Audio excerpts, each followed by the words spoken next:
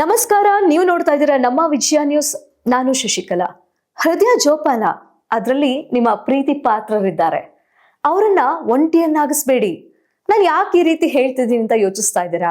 S, ಇತ್ತೀಚೆಗೆ ಎಲ್ಲಾ ಕಡೆಯೂ ಕೂಡ ಹಾರ್ಟ್ ಅಟ್ಯಾಕ್ ಇಂದ ಮಧ್ಯ ವಯಸ್ಕರು ಹಾಗೆ ಹೆಚ್ಚಾಗಿ ಪುಟ್ಟ ಪುಟ್ಟ ಮಕ್ಕಳು ಕೂಡ ಸಾವನ್ನಪ್ತಾ ಇದ್ದಾರೆ.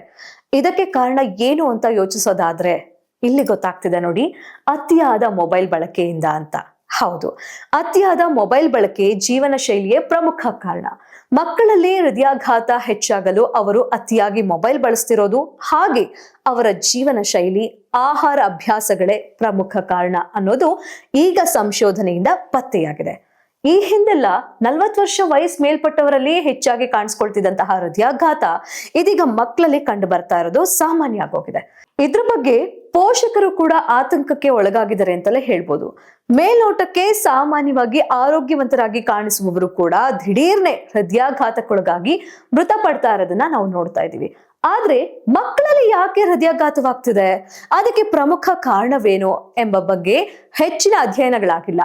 ಆದ್ರೆ ಈ ವಿಷಯವನ್ನ ಗಂಭೀರವಾಗಿ ಪರಿಗಣಿಸಿದ ಹುಬ್ಬಳ್ಳಿಯ ಪ್ರತಿಷ್ಠಿತ ಕಿಮ್ಸ್ ವೈದ್ಯಕೀಯ ಕಾಲೇಜಿನ ಬಹುಶಿಸ್ತೀಯ ಸಂಶೋಧನಾ ತಂಡ ಮಕ್ಕಳಲ್ಲಿ ಹೃದಯಾಘಾತಕ್ಕೆ ಕಾರಣಗಳೇನು ಎಂಬುದರ ಬಗ್ಗೆ ದೇಶದಲ್ಲಿಯೇ ಮೊದಲ ಬಾರಿಗೆ ವೈಲೆಟ್ ಪ್ರೊಜೆಕ್ಟರ್ ಆಗಿ ಸಂಶೋಧನೆ ನಡೆಸಿದೆ.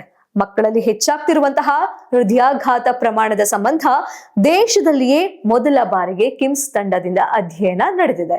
ಹಾಗಾದ್ರೆ ಒಮ್ಮೆ ಪೋಷಕರೇ ನೀವು ಯೋಚನೆ ಮಾಡಿ, ಮಕ್ಕಳು ಊಟ ಮಾಡ್ತಾ ಇಲ್ಲ, ಹಠ ಮಾಡ್ತಿದ್ದಾರೆ, ರಚ್ಚೆ ಹಿಡಿತಿದ್ದಾರೆ ಅಂದಾಗ ಆ ಕ್ಷಣಕ್ಕೆ ಅವ್ರನ್ನ ಸುಮ್ಮನಾಗಿಸ್ಲಿಕ್ಕೆ ಮೊಬೈಲ್ ಅನ್ನ ಕೊಡ್ತೀರಾ. ಆದ್ರೆ ಆ ಒಂದು ಮೊಬೈಲ್ ನಿಮ್ಮ ಮಕ್ಕಳ ಪ್ರಾಣವನ್ನೇ ತೆಗಿತಾ ಇದೆ.